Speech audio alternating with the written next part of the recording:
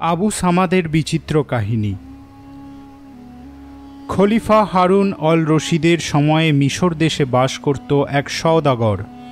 ধার্মিক, সৎ, দয়ালু, ভদ্র ব্যবহারের জন্য সকলেই তাকে শ্রদ্ধা করত। সুখ ঐশ্বর্যের কোনো অভাব ছিল না সওদাগরের। সুন্দরী বিবি, দাস, দাসী, মান সম্মান, তবুও মন জুড়ে ছিল এক গভীর বেদনা। 20 বছর হলো শাদী হয়েছে, তবুও এখনও ঘরে কোনো সন্তান এলো না। একদিন নামাজে যাওয়ার আগে নাপিতের কাছে বসে দাড়িগোঁফ কামাবার সময় সওদাগরের নজর পড়ল তার চুল দাড়ির অর্ধেক সাদা হয়ে গেছে। এক গভীর বেদনায় মনটা ভরে গেল তার।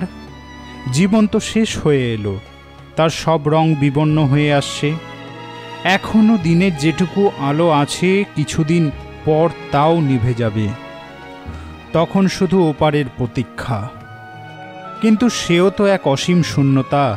এই বিত্ত, সুখ, ঐশ্বর্য কোনো কিছুই তো সেই শূন্যতাকে পূর্ণ করতে পারবে না। সব কিছু শেষ হয়ে যাবে। বংশের প্রদীপ ধরতে আর কেউ থাকবে না। কবরের তলায় শুধু হারিয়েই যাবে না দুটো মানুষ, সেই সাথে চিরদিনের জন্যে হারিয়ে যাবে এক জামানা। নামাজে গিয়েও মন বসাতে পারে না সওদাগর। এক গভীর বিষণ্ণ বেদনায় আচ্ছন্ন হয়ে থাকে তার সমস্ত মন। বাড়ির সামনে আসতেই দাঁড়িয়ে পড়ল। এ যেন শুধুই এক ইট, কাঠ, পাথর ঘেরা এক পাষাণপুরী। কোনো আনন্দ নেই এখানে, শুধু মাথা গোঁজার এক আশ্রয়। কতক্ষণ আর পথে দাঁড়িয়ে থাকবে? ধীরে ধীরে বাড়ি ফেরে।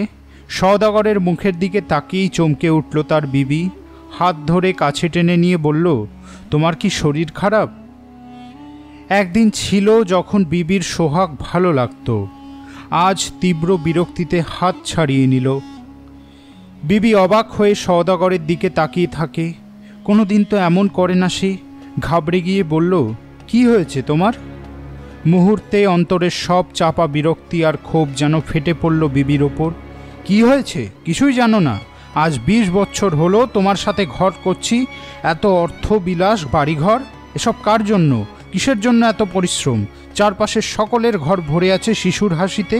সারাদিনের পরিশ্রমের পর লোকে বাড়ি ফিরে বেটা বেটির মুখ দেখে, আনন্দে বুকটা ভরে ওঠে। মনে হয় যেন মরুভূমির বুকে এক একটা মরুদ্যান। আর আমাদের জীবনে কোনো মরুদ্যান নেই, সমস্ত জীবনটাই একটা মরুভূমি। বিবি সওদাগরের মাথায় হাত বুলিয়ে দেয়। কি হবে ওসব কথা ভেবে? এ দুঃখ কি শুধু তোমার একার? আমার দুঃখ নয়। কিন্তু এতে মানুষের কি হাত আছে বলো? আমাদের তো কিছু করবার নেই। সাথে সাথে রাগে ফেটে পড়ল সওদাগর। করবার ছিল, যদি একটা বিবি নিয়ে আসতাম, সে এতদিনে 1 ডজন বাচ্চা পয়দা করত। তুই একটা 8 কুড়ি বাজি। নিজে মা হতে পারলি না, অন্য মেয়েকেও ঘরে আসতে দিলি না। শুধু তোর জন্যে আমার সব থেকেও আজ কিছু নেই। এখন তোর মুখ দেখতেও ঘেন্না করে। এতক্ষণ মুখ বুজে সব সহ্য করছিল সওদাগর বিবি। সে সন্তানহীনা, এটা কি তার একার অপরাধ? ওই যে মানুষটা, যে সব দায় তার ঘাড়ে চাপিয়ে মুক্ত হতে চাইছে, তার কোনো দোষ নেই। রাগে চেঁচিয়ে উঠল, এতক্ষণ ধরে তো শুধু আমারই দোষ দিচ্ছ, যেন আকাশ থেকে বাচ্চা এসে আমার পেটে পয়দা হবে। তোমার বাপ হওয়ার সামর্থ্য নেই, সে কথা কখনো স্বীকার করো না। আজ যদি তুমি না হয়ে অন্য কেউ আমার স্বামী হতো, দেখতে বাল বাচ্চায় ঘর ভরিয়ে দিতাম। সওদাগরের মুখে আর কোনো কথা জোগায় না। সত্যি তো, সন্তানের জন্ম হবে উভয়ের মিলনে। এমন তো হতে পারে বিবির সামর্থ্য আছে, তার নেই। শুধু শুধু বিবির ঘাড়ে দোষ চাপিয়ে নিজে মুক্ত হতে চাইছে। সওদাগরের এক দোস্ত ছিল, ছেলেবেলা থেকে তাদের ভাব। নানা ব্যাপারে বুদ্ধি পরামর্শ দিতে তার কোনো জুড়ি ছিল না। পরদিন সকাল হতেই দোস্তের কাছে গিয়ে সব কথা বলতেই দোস্ত বলল, আমার মনে হয় এ রোগের দাওয়াই তুমি হাকিমের দোকানে পাবে। আল্লাহর নাম করে বেরিয়ে পড়ল সওদাগর। বাজারে ঢুকতেই বড় দাওয়াখানা। দোকানের সামনে গিয়ে দাঁড়িয়ে পড়ল সওদাগর। সারা বাজারের সব লোক তাকে খুবই শ্রদ্ধা করে। দোকানে গিয়ে কি করে বলবে, আমাকে বাচ্চা পয়দা করার মতো মোক্ষম এক দাওয়াই দাও। লজ্জায় সারা শরীর ঘেমে ওঠে। তাড়াতাড়ি দোকানের সামনে থেকে সরে যায়। কিছুটা দূরে আর একটা দোকানের দোকানি সওদাগরের বহুদিনের পরিচিত। সওদাগরকে দেখেই দোকানি বলল, আসুন জনাব, আপনার মতো পুণ্যবান মানুষের পায়ের ধুলো পড়ল আমার দোকানে। আজ আমার কি ভাগ্য। বসুন, আমি শরবত নিয়ে আসি। না না, শরবত লাগবে না, এই পথে যাচ্ছিলাম তাই এলাম। কোনো দরকার আছে কি? দরকারের কথা বলতে গিয়েই থমকে যায় সওদাগর। এমন এক গোপন কথা কেমন করে প্রকাশ করবে? তাছাড়া এই বয়সে যখন মানুষ মক্কার কথা চিন্তা করে তখন সে দেহসুখের চিন্তায় মশগুল। দোকানি যদি অন্য কিছু ভেবে নেয় সেই ভয়ে সওদাগর তাড়াতাড়ি বলল, আমার বিবির সকাল থেকে মাথা ধরেছে, তাই একটু দাওয়াই পাওয়া যাবে? হ্যাঁ হ্যাঁ, নিশ্চয়ই, আমি এক্ষুনি দাওয়াই তৈরি করে দিচ্ছি।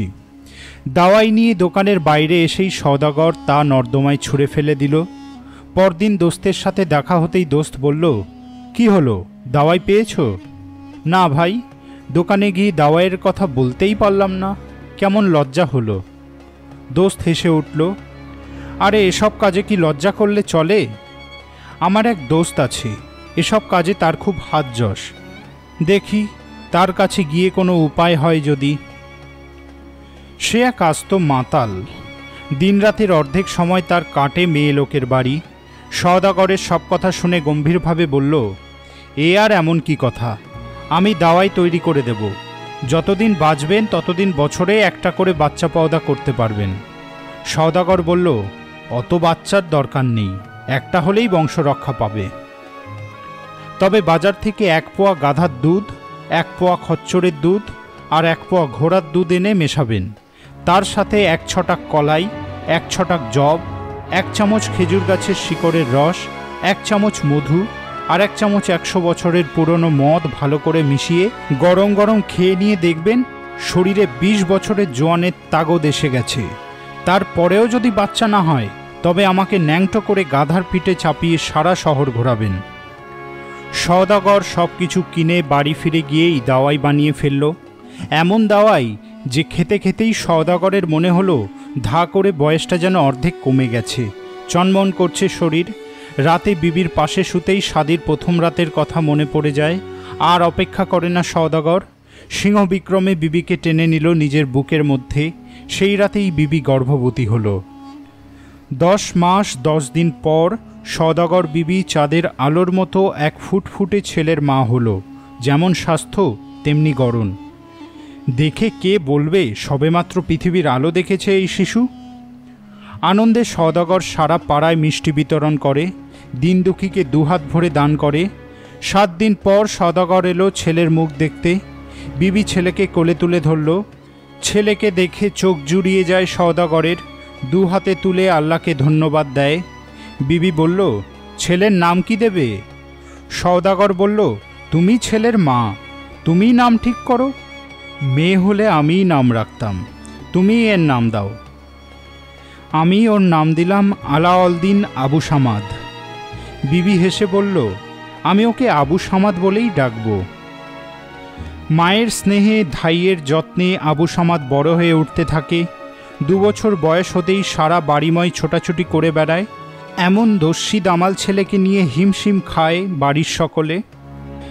যেই দেখে সেই 2 হাত বাড়িয়ে কোলে তুলে নিয়ে আদর করে।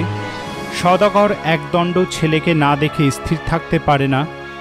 একদিন ছেলেকে নিয়ে পথে বেরিয়েছিল সওদাগর। পথের মাঝে এক বুড়ি আবু সামাদকে দেখে দাঁড়িয়ে পড়ল। এ কি তোমার বেটা? হ্যাঁ বুড়িমা, এই আমার একমাত্র বেটা। আহা, দেখে চোখ জুড়িয়ে যায়। দেখো বাপু, এমন রূপ তোমার ছেলের কারোর বদনজরে যেন না পড়ে। কার মনে কি আছে কে বলতে পারে।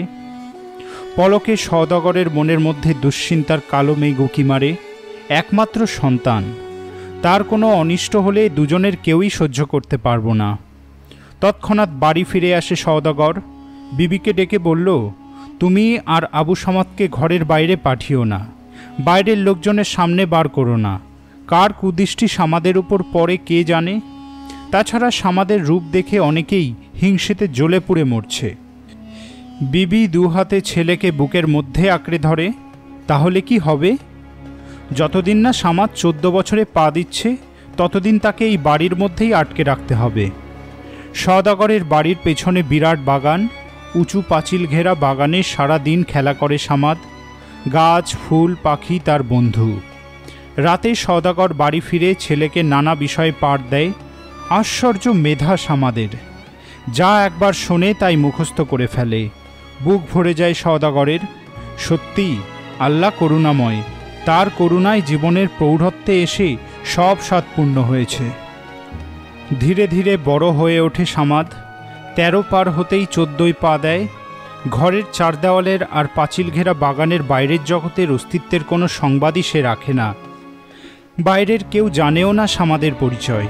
শৈশবে যারা দেখেছিল, সময়ের ব্যবধানে সকলেই তারা ভুলে যায় সামাদের কথা। তাই সকলেই মেনে নেয় সওদাগর নিঃসন্তান। অনেকে সহানুভূতি প্রকাশ করে, আল্লাহ যার ভাগ্যে যা লিখেছেন। মনে মনে হাসে সওদাগর। একদিন সওদাগরের বিবি বাড়ির অন্দরমহলে বসে পাড়ার মেয়েদের সাথে গল্পগুজবে মেতেছিল। জেনানা মহলে কখনো পুরুষেরা আসে না, সকলেই খোলামেলা হয়ে বসেছিল। মুখের নাকাব সরানো, 2-4 জনের পোশাকও সামান্য অসংবৃত, সকলেই গল্পে মত্ত। রোজ দুপুরে নিজের ঘরে ঘুমায় আবু সামাদ। সেদিন আগেই ঘুম ভেঙে গিয়েছিল। পাশের ঘর থেকে অনেক মানুষের গলার আওয়াজ পেয়ে নিঃশব্দে উঠে আসে। দরজার পর্দা ঠেলে ঘরে ঢোকে। আচমকা একজন অপরিচিত ছেলেকে সামনে দেখেই মেয়েরা চমকে ওঠে। তাড়াতাড়ি করে মুখের নকাব টেনে গায়ে বোরখা ঢেকে দিল। ছি ছি, কি লজ্জা! মেয়েদের ঘরে কি এভাবে কোনো পুরুষের ঢোকা উচিত?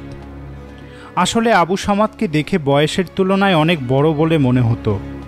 সওদাগর বিবি তাড়াতাড়ি ছেলেকে কাছে টেনে নিয়ে বলল, তোমরা শুধু শুধু লজ্জা পাচ্ছ, এ আমার বেটা সামাদ, একেবারে ছেলে মানুষ। তবুও সবার লজ্জা যায় না। অপেক্ষাকৃত বয়স্কা 2-1 মুখের নাকাব সরায়। আহা, এই তোমার বেটা? শুনেছি সুলতান খলিফার ঘরেই এমন রূপ হয়। সওদাগর বিবির বুকটা খুশিতে ভরে ওঠে, কিন্তু অন্য সবাই লজ্জা পাচ্ছে দেখে ছেলেকে বলল, সামাদ বেটা, তুমি বাগানে গিয়ে খেলা করো, আমি এক্ষুনি যাচ্ছি। সামাদ চলে যেতেই সকলে কৌতূহলী হয়ে ওঠে। তোমার বেটা আছে, এ কথা তো কোনোদিন বলনি, ঘরের বাইরেও কোনোদিন দেখিনি। সত্যি কথা বলো তো ভাই, ব্যাপারটা কি?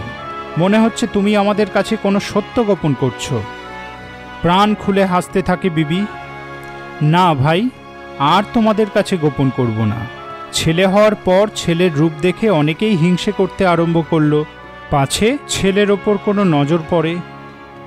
তাছাড়া ঘরের বাইরে গেলে কোনো বদ ছেলের সঙ্গে মিশবে, কোনো মেয়ে হয়তো টুকটাক করবে, তাই এত বছর ঘরের মধ্যে আটকে রেখেছি। ঘরেই ওকে নানান বিষয় শিক্ষা দিয়েছি, এখানেই খেলাধুলা করছে। শুধু রূপে নয়, গুণেও আমার বেটা সামাদের কোনো তুলনা হয় না। সেদিন রাতে সওদাগর আসতেই বিবি বলল, এবার ছেলেকে ঘরের বাইরে বার করতে হবে। দেখতে দেখতে 14 পা দিয়েছে, কেউ তো ওকে চেনেই না। তাছাড়া তোমার ব্যবসার কাজ এখন থেকেই অল্প অল্প করে শেখাও, না হলে তোমার পরে ও কেমন করে ব্যবসা চালাবে? সওদাগর বলল, তুমি ঠিকই বলেছ বেগম, আমি কালই ওকে আমার গদিতে নিয়ে যাব। বাজারের লোকজনের সাথে পরিচয় হবে, সবাই ওকে চিনবে জানবে। তুমি দেখো বেগম, আমাদের সামাদ একদিন খোদার দয়ায় অনেক বড় হবে। সেদিন হয়তো তুমি আর আমি থাকবো না, দুনিয়ার ওপারে অন্য কোনো জগতে চলে যাব। আবু সামাদের মধ্যেই বেঁচে থাকবে আমাদের সত্তা। বিবির মনটা মুহূর্তের জন্য ভারী হয়ে যায়। তারপরেই বলল, তুমি ওকে গদিতে নিয়ে যাবে? দাঁড়াও, এক্ষুনি গিয়ে আবু সামাদকে খবরটা দিয়ে আসি। মায়ের কথা শুনে অবাক চোখে চেয়ে থাকে সামাদ। আব্বাজান কি করেন মা? মাল কেনাবেচা করেন। সে কি জিনিস? বিবি ভেবে পায় না ছেলেকে কি করে বোঝাবে। সে আমি জানি না বেটা, কাল তোর আব্বাজান তোকে সব বুঝিয়ে দেবে। দেখবি কত লোক, দোকান বাজার বাড়িঘর, তুই যেন ভয় পাস না। হেসে ফেলল সামাদ। তুমি মিথ্যে ভয় পাচ্ছ মা, আমি কি এখনো ছোট আছি যে ভয় পাব? আমি এখন আব্বাজানের মতো বড় হয়ে গেছি। পরদিন সকাল হতেই সামাদকে নূতন জাবির পোশাক পরিয়ে মাথায় দামি টুপি পরিয়ে দেওয়া হলো। পায়ের নূতন জুতো, গলায় হীরের হার পরিয়ে সে বেরোলো। ছেলের দিকে চেয়ে চেয়ে সওদাগর আর বিবির চোখের পলক পড়ে না। দু হাতে ছেলেকে কাছে টেনে নিয়ে সওদাগর বলল, বেটা, এতদিন তুমি ঘরের মধ্যে ছিলে, বাইরে কোনোদিন যাওনি, কিন্তু আমি তোমাকে বাইরের দুনিয়ার সব কথাই বলেছি, নানান বিষয়ে শিক্ষা দিয়েছি। জানবে দুনিয়ায় যেমন ভালো মানুষ আছেন, আছেন পীর পয়গম্বর ধর্মাত্মা মানুষ, তেমনি আছে শট শয়তান দুষ্টু মানুষ। তাদের চিনতে কখনো ভুল করো না। যারা তোমার সত্যিকারের বন্ধু তাদের পরামর্শ মতো চলবে, আর আল্লাহয় বিশ্বাস রেখো। জীবনে যত ঝড় দুর্যোগ আসুক না কেন, সেই বিশ্বাস তোমাকে অন্ধকার থেকে আলোর জগতে নিয়ে যাবে। নূতন খচ্চর নিয়ে আসা হলো। তার পিঠ দামি রেশমি কাপড়ে ঢাকা।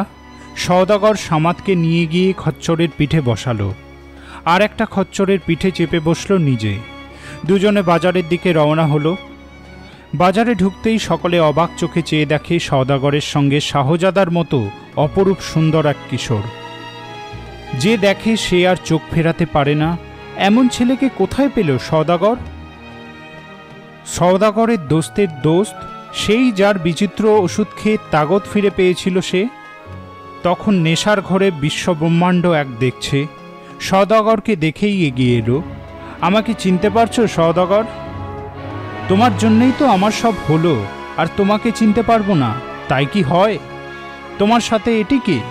আমার বেটা আবু সামাদ। খিক খিক করে হেসে উঠল দোস্তের দোস্ত।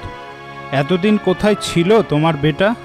তুমি তাকে মায়ের গর্ভে লুকিয়ে রেখেছিলে, আজ পয়দা হতেই বার করে নিয়ে এসছো? কি আজে বাজে কথা বলছো? পাছে বাইরের লোকজনের সঙ্গে মিশে ছেলে খারাপ হয়, সেই ভয়েতেই ছেলেকে আগে কখনো ঘর থেকে বার করিনি। এখন ছেলে বড় হয়েছে তাই বের করেছি। এবার থেকে ও আমার সাথে ব্যবসা দেখবে। সওদাগরের কথা বিশ্বাস করে না তার দোস্তের দোস্ত। একগাল হেসেও বলে ওঠে, তোমার তাগদ আছে দোস্ত, এই বুড়ো বয়সে এমন বাচ্চা পয়দা করেছ, তা আসল ব্যাপারটা একটু খোলসা করেই বলো না। জানো তো আমি আবার মেয়ে লোক ছাড়া থাকতে পারি না। সওদাগর বিরক্ত হয়, মনে মনে ভাবে বাজারে যাওয়ার সময়ই যত উপদ্রব। নেহাত লোকটা উপকার করেছিল তাই ছেড়ে দিলাম, না হলে কোতোয়ালের লোক ডেকে ফাটকে পড়ার ব্যবস্থা করতাম। কোনো জবাব না দিয়েই এগিয়ে যায় সওদাগর। পেছনে দাঁড়িয়ে বকবক করতে থাকে মাতাল দোস্ত। আমার কাছে চেপে যাওয়া? ভেবেছ আমি কিছু বুঝি না? এতদিন বিবি বাচ্চা পয়দা করলো না, আজ একেবারে জোয়ান ছেলে মায়ের গর্ভ থেকে বেরিয়ে এলো। কোথায় কোন কর্ম করে বসেছিল এখন আর চাপা দিতে পারছে না। দিনের বেলায় ধর্মকর্ম আর রাতের বেলায় অন্য কর্ম। মাতালের মুখ একবার খুললে কারো সাধ্য নেই বন্ধ করার। সামনে যাকেই পায় তাকেই ডেকে বলে, তোমাদের সওদাগর সাহেবকে দেখেছ? এক রাতে নাকি জোয়ান ছেলের বাপ হয়েছে। কিছুক্ষণের মধ্যেই মাতালের কথা নানা রঙে রঙিন হয়ে সমস্ত বাজারে ছড়িয়ে পড়ল। অবিশ্বাস করার কারণও খুঁজে পায় না কেউ। সত্যিই তো, যে লোকটা দুদিন আগেও বলেছে তার কোনো সন্তান নেই, আজ সে এমন টুকটুকে একটা ছেলেকে নিজের ছেলে বলছে। বাজারের অধিকাংশ সওদাগরই এক জায়গায় জড়ো হয়। প্রত্যেকেরই চোখে মুখে চাপা ক্ষোভ। দীর্ঘদিন ধরে ওই সওদাগরই বাজার সমিতির প্রধান। এমন একটা দুশ্চরিত্র লোককে বাজারের প্রধান রাখা আর উচিত নয়। অধিকাংশ লোকই এই প্রস্তাবে সম্মত হয়। সওদাগর এসবের কিছুই জানে না। ছেলেকে নিয়ে আসে নিজের গদিতে। বেটা, আজ থেকে আমার এই বিশাল কারবার তোমার। আমি আর কদিন আছি জানি না, তার মধ্যে তুমি সব কিছু বুঝে নাও। আমি না থাকলে যেন কোনো অসুবিধা না হয়। আবু সামাদ বলল, কোনো চিন্তা করো না আব্বাজান, তুমিই তো আমাকে শিক্ষা দিয়েছ, চেষ্টা আর আন্তরিকতা থাকলে কোনো কাজই অসাধ্য নয়। ছেলেকে সব কিছু বুঝিয়ে দেয় সওদাগর। হঠাৎ তার খেয়াল হলো, অন্যদিন দোকান খোলার পর যারাই এই পথে যায় সকলেই তাকে সেলাম জানায়, কিন্তু আজ সকলেই মুখ ফিরিয়ে নিচ্ছে। সাথে সাথে মনে হলো মস্ত বড় ভুল হয়েছে। আজ প্রথম দিন ছেলেকে বাজারে নিয়ে এসেছে, অথচ কারো সাথে পরিচয় করানো হয়নি। তাই হয়তো সকলে একটু ক্ষুণ্ণ হয়েছে। না, কাজটা ঠিক হয়নি। ছেলের হাত ধরে সে উঠে দাঁড়ালো। বেটা, চলো সকলের সাথেই তোমার পরিচয় করিয়ে দিই। আর দুদিন পর ওরাই হবে তোমার সত্যিকারের আপনজন। বিপদের দিনে তুমি ওদের পাশে দাঁড়াবে, সাধ্যমতো সাহায্য করবে, তবেই সকলের শ্রদ্ধা ভালোবাসা পাবে। ছেলেকে নিয়ে দরজার দিকে এগোতেই চোখে পড়ল তার দোস্ত আসছে। তার দিকে হাত বাড়িয়ে দিল সওদাগর। এসো এসো, আজ তোমার কথাই সবচেয়ে বেশি মনে হচ্ছিল। সামাদ বেটা, এ তোমার খুরশিদ চাচা, আমার ছেলেবেলার দোস্ত। তাড়াতাড়ি মাথা নুইয়ে সেলাম জানাই সামাদ। আলেকম চাচা। আলেকম বেটা, তুমি একটু ভেতরে যাও বেটা, আমি তোমার আব্বাজানের সাথে একটু কথা বলি। সামাদ গিয়ে গদিতে বসতেই খুরশিদ বলল, এসব কি শুনছি দোস্ত? বাজারের সকলেই তোমার নামে নানা কুৎসা রটাচ্ছে। এ নাকি তোমার বিবির বেটা নয়, অন্য কিছু? বাজারের প্রধানের পদেও কেউ আর তোমাকে রাখতে চাইছে না। তোমাকে আমি ছেলেবেলা থেকে জানি, কোনো খারাপ কাজই তোমার পক্ষে করা সম্ভব নয়। রাগে সওদাগরের রক্ত গরম হয়ে ওঠে, কিন্তু মুহূর্তে নিজেকে সংযত করে বলল, তুমি এসব কি কথা বলছো? আর কেউ না জানো, তুমি তো জানো এ আমার বেটা। মনে পড়ে 14 বছর আগে তুমি আমাকে ওই মাতাল দোস্তের কাছে নিয়ে গিয়েছিলে, সে আমাকে দাওয়াই তৈরি করে দিয়েছিল, আর ওই দাওয়াই খেয়েই বছর ঘোরার আগেই বিবি সামাদের জন্ম দেয়। বুড়ো বয়সের একমাত্র বেটা, পাছে কারোর নজর পড়ে, খারাপ সঙ্গে মেশে, তাই 14 বছর ধরে ওকে বাড়িতেই রেখে দিয়েছিলাম, কখনো ঘরের বাইরে আনিনি। সাথে সাথে চিৎকার করে ওঠে খুরশিদ, সব মনে পড়েছে। আমি তোমাকে মাতাল দোস্তের কাছে নিয়ে গিয়েছিলাম। তোমার বেটা হওয়ার পর 7 দিন ধরে গরিব দুঃখীকে দান করেছিলে, পাড়ার সকলকে মিষ্টি খাইয়েছিলে। আর সে কি আজকের কথা? কতদিন আগেকার ঘটনা, কার আর মনে থাকে বলো? দাঁড়াও দাঁড়াও, আমি সকলকে বলে আসি। আর অপেক্ষা করে না খুরশিদ। দোস্তের নামে এ কলঙ্ক তাকেও ব্যথিত করেছিল। সামনে যাকেই দেখে তাকে সব কিছু খুলে বলে। অনেকেরই আবছা স্মৃতির মতো মনে পড়ে যায়, সত্যিই তো, সওদাগরের বেটা হওয়ার কথা তো শুনেছিলাম, তারপর আর কোনো কিছুই শুনিনি। সওদাগরই তো কিছু বলেনি। আমাদেরই ভুল হয়ে গিয়েছিল। অমন একজন মানুষের নামে অকারণে মিথ্যা বদনাম দিলাম, সব ওই মাতালটার জন্যে। চলো সওদাগরের কাছে গিয়ে মাপ চেয়ে আসি। সকলে দল বেঁধে এসে হাজির হলো সওদাগরের গদিতে। কিছু মনে করো না ভাই, ভুল হয়ে গেছে। আমরা তোমার বেটাকে দেখতে এলাম, এবার একটা ভোজ লাগিয়ে দাও। নিশ্চয়ই দেব। কাল তোমাদের সকলকে আমার বাড়িতে নিমন্ত্রণ রইল। বাজারের সকলেই নিমন্ত্রিত হয়ে আসে সওদাগরের বাড়ি। আলোর রোশনাই, খুশির আমেজ, কালিয়া কোপ্তার সুগন্ধে সমস্ত বাড়ি গমগম করে ওঠে। দেখতে দেখতে বেশ কয়েক মাস কেটে গেল। এরই মধ্যে সামাদ ব্যবসার কাজে দক্ষ হয়ে উঠেছে। অনেক মানুষের সাথে পরিচয় হয়েছে। বাইরের পৃথিবী তার সামনে রংরস রূপ মেলে একটু একটু করে ফুটে উঠতে আরম্ভ করেছে। একদিন একাই গদিতে বসেছিল সামাদ। এমন সময় এক ভিনদেশি সওদাগর এসে বলল, মিয়া সাহেব আছেন নাকি? আব্বাজান তো বাড়িতে আছেন। তুমি মিয়া সাহেবের বেটা? কোনোদিন তো তোমাকে দেখিনি। এতদিন তো আমি বাড়ির বাইরে বেরোতাম না, তাই দেখেননি। হো হো করে হেসে উঠল লোকটা। তাহলে তো তুমি এখনো শিশুই রয়ে গেলে। তোমার বয়সে আমি সারা আরব দুনিয়ার সওদা করে বেরিয়েছি, কত কিছু দেখেছি, কত কিছু শিখেছি। এই কায়রো শহরে আর দেখবারই বা কী আছে, জানবারই বা কী আছে? যদি যেতে বাগদাদ, বসেরা, দামাস্কাস, তাহলে বুঝতে দুনিয়াটা কত বড়।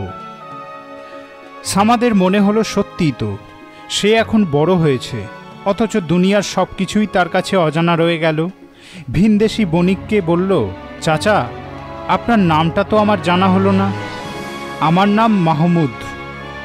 আমি এখন চলি বেটা, পরে আবার দেখা হবে। মাহমুদ চলে যায়, কিন্তু সামাদের সমস্ত মন উতলা হয়ে ওঠে। কোনো কাজে মন বসাতে পারে না। সামাদের উদাসী গম্ভীর মুখ দেখে মায়ের মন চঞ্চল হয়ে ওঠে। ছেলেকে কাছে ডেকে বলল, কি হয়েছে তোর? এমন শুকনো মুখে সারাদিন ঘুরে বেড়াস? মা, আমি বাণিজ্যে যাব। চমকে ওঠে সামাদের মা।